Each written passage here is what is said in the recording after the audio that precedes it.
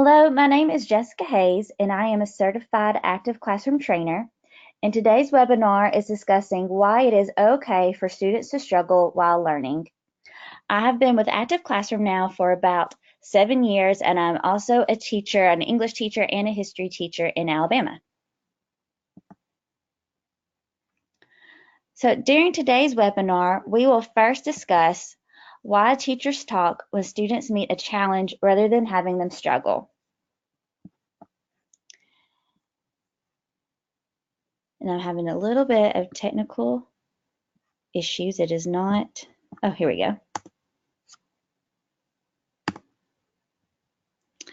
Okay, I'm sorry. It took a minute for my agenda to pop up, but we are going to first discuss why teachers talk when students meet a challenge rather than having them struggle. Then we will cover how we can shift the classroom culture to that of a more student-led environment.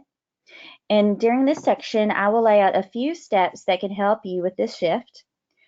And then finally, I will show you some of my favorite active classroom activities that could assist you with the culture shift. So, what do you do when your students are just not understanding the lesson for the day?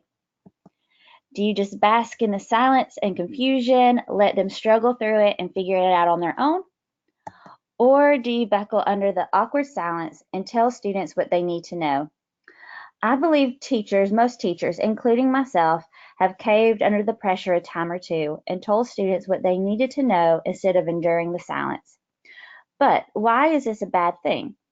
For starters, in Shannon McGrath's article, Talk Less So Students Learn More, she says it teaches students that we are the dispensers of information and students are the consumers when we are constantly leaning on teacher explanation. We are not letting students struggle through the learning process. We are not letting them use their brains. And let's face it, sometimes using your brain and thinking is difficult, and students just do not want to do what is difficult.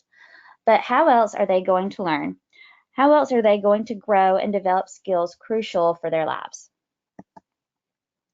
So, how can we shift from a classroom culture of teacher talk to one of student ownership over learning? To Shannon McGrath, the answer is clear. It starts with student struggle. When starting something new or challenging, begin by asking students to struggle. Explain what you are doing and how grappling with concepts will help them learn. Encourage students to persevere and try a challenging problem or task for a second or even a third time. Shift the mindset of yourself and your students to where struggle is actually valued in the classroom. Once you have established the importance of struggle in the classroom, the next step is to change from teacher-lecturer to facilitator. McGrath offers a few suggestions of how to make this transformation. Instead of lectures, include 8 to 10-minute mini lessons in your plans. Ask students to kindly interrupt you when the allotted time has passed. Use videos to allow students to watch direct instruction at their own pace while you coach students. Limit initial instruction time to 2 minutes. The rest of the time is for students to work as you coach and provide actionable feedback. And then also observe students as they practice. Allow them to make mistakes, get feedback, and revise. The next step is to use questions instead of explanations. It is a habit that when students do not get a concept, we teachers automatically want to explain. Instead, use a list of questions to help frame student thinking when working through something challenging. These questions can be quite simple, such as students turn to talk to a partner next to them and ask, "What do you think?" Or looking back at this example, can you answer your own questions? Could someone else answer that question? What questions do you have? Or you can say, right about now, a student typically has a question. Who has that question today? McGrath also offers this advice. She says to slow down and observe. Dedicate classroom time to observe student work. Assign a complex task, then watch, take down data, and ask questions. This can help you plan your next steps of your lesson. It can help answer your own questions like, what do my students know? What can they do? And where might they need to be pushed next? And then this next strategy that she mentions I love, and it could take a few moments to get together, but I believe it could be worthwhile data for lesson planning. You can create a chart with student names and behaviors you might observe, such as zoning out, being engaged, fake reading, collaborating, etc. And then throughout class, mark what you observe students doing. Then you can use this data for planning or for student conferences. Finally, McGrath gives this true statement. She says at times that we expect students to work independently too early, too often, or without any support. When this happens, students are naturally going to look to the teacher for help, which creates teacher dependence. Instead, establish a classroom culture in which students ask one another first before coming to the teacher. So here are some simple non-teacher scaffolds. First, you can establish critical partnerships with fellow students and train them on how to provide feedback to one another. You can also create coach name tags for students to wear when they are ready to provide feedback to others. Use clear teaching points paired with visuals such as anchor charts or even a small note after a conference. And then ask students to teach the concept or strategy to another student or a small group.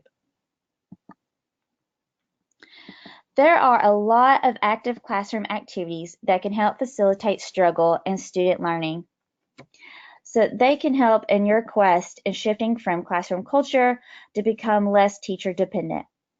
So this first activity that I like to do with students is the I see, I think, I wonder strategy, which can be easily applied to any image analysis activity. So this strategy helps students slow down and think about what is going on in the image and develop questions about the historical context of the picture. So for teachers who do not know how to implement this strategy, first, students examine the image and write down everything they see in the image. And this step can be actually difficult for students and adults alike because during this step, people typically want to write down what they think is going on. But really, the only thing they should write down and record is what they see. Then the next step is to write down what they think is happening in the picture. Finally, students write down what the image makes them wonder. And so this step is different from the thinking step because students are developing questions about the image. So some of my favorite active classroom activities to utilize this strategy with is history unfolding, material world, Hungry Planet, and What I Eat. This strategy really helps students practice thinking and using their brains. Decision making in U.S. and world history is another favorite to promote student thinking and ownership. This activity directly teaches students how to make decisions.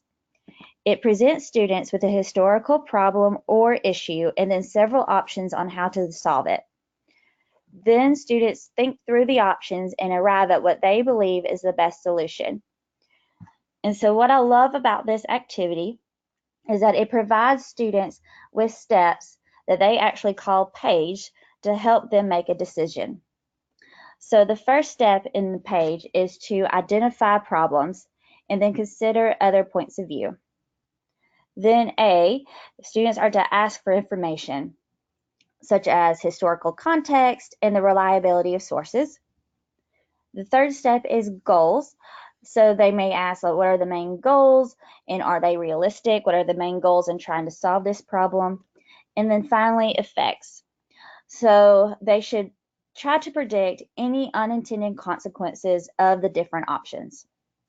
So once the students reach a solution, the teacher then reveals what actually happens in history.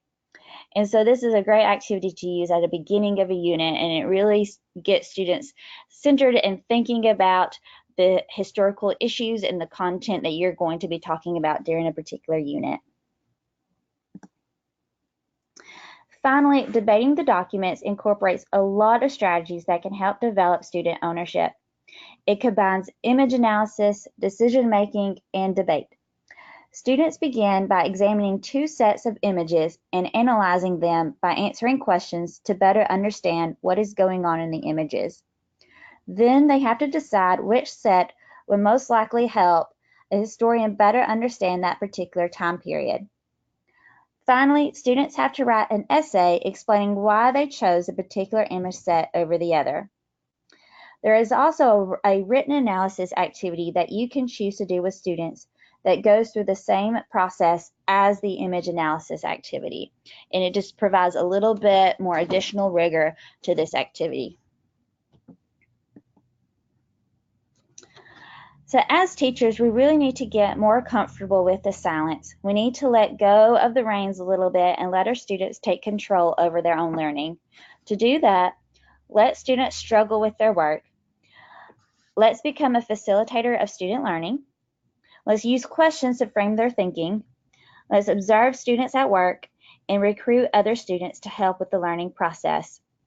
Finally, don't forget to check out some of Active Classroom's activities to help aid student inquiry, like the image analysis activities, decision making in U.S. and world history, and debating the documents.